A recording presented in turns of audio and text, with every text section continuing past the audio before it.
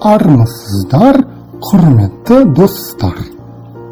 Бүгін біз атақты шотландық ғалымы Давид Юмның философиясы турасында хабарымызда бастайық деп отырмыз. Давид Юм Эдинбург қаласында дүниеге келді, өмірінің көп бөлігін де сонда өткізді. Алайда ол біраз уақыт шетелде, негізінен Францияда оқып, жұмыс істеді және француз ағарту дәуірінің көптеген өкілдерімен танысты. Отбасы мүшелері Юмды заңгер етуге тырысты, бірақ ол әдебиетке, сондай-ақ философияға және жалпы ілімдерге көбірек қызықты. Әйтсе де күн көру де керек еді. Сондықтан ол Бристоль қаласында кәсіпкерлікпен айналысты. Юм бұл салада онша табысты болмады. Сондықтан ол кәсібін тастап, Францияға кетті де, өмірін әдебиетке арнамақ болды.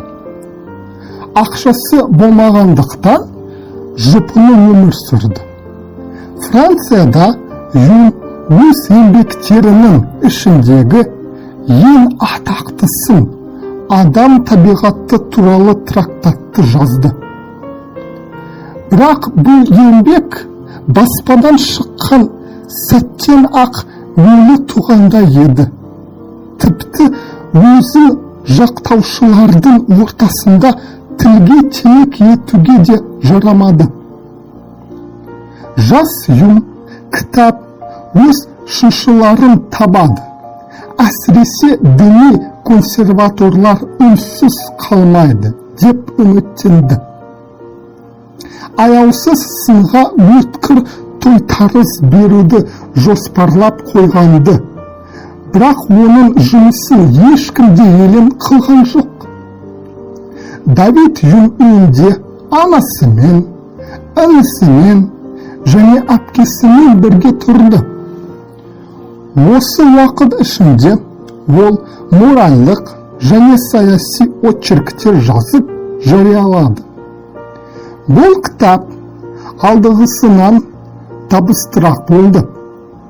Осыдан әсерленіп, шабыттанған Юм бұрынғыға қарағанда танымал бола түсер деген үмітпен бірінші кітабын қайта жазып шықты.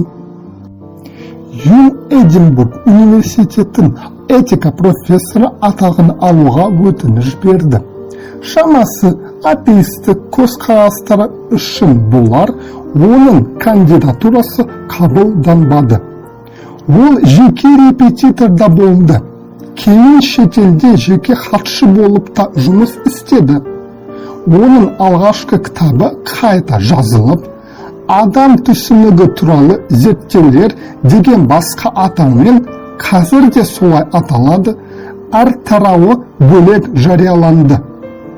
1751 жылы мораль принциптері туралы зерттеу жарық көрді. Шын мәнінде бұл кітап адам табиғаты туралы трактаттың қайтадан жазылған 3-ші бөлімі болатын. Келесі жылы саяси әңгімелер еңбегі жарыққа шықты.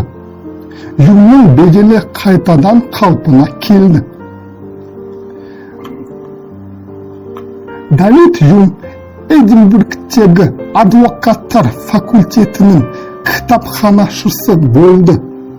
Әпкесі екеуі қалада үй тұрғызды.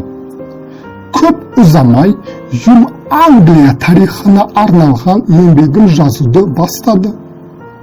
Париждегі Британ елшілігінің хатшысы қызметін атқарып, энциклопедистермен араласады. Юм Лондонға әйгілі Жан-Жак Руссомен бірге оралды. Алайда ол Руссомен тіл табыса алмады. Сөйтіп, екеуінің татулығы ұзаққа барған жоқ. Давид Юм Лондонда саясатқа да әжептәуір, араласып көрді. Өмірінің соңына қарай ол Эдинбургке оралып, 1776 жылы сонда қайтыс болды. Табиғи дін туралы сұхбаттар ол дүниеден өткен соң жарық көрді.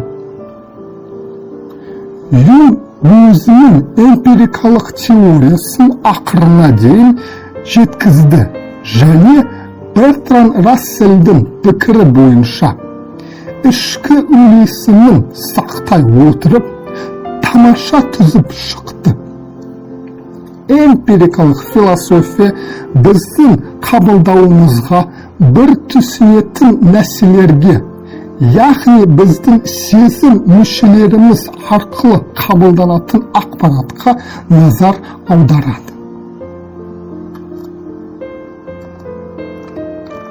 Юм түсінудің екі түрін анықтады: әсерлер және идеялар. Әсерлер өте күшті және жарқын бояулы.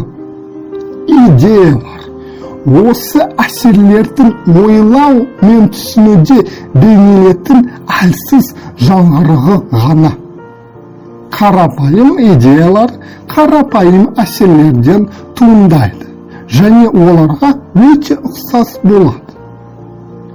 Күрделі идеялардың әсерлерге ұқсауы міндетті емес.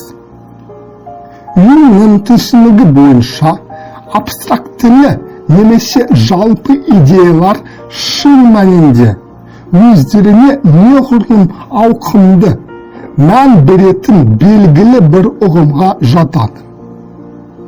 Осымен хабарымыз аяқталды.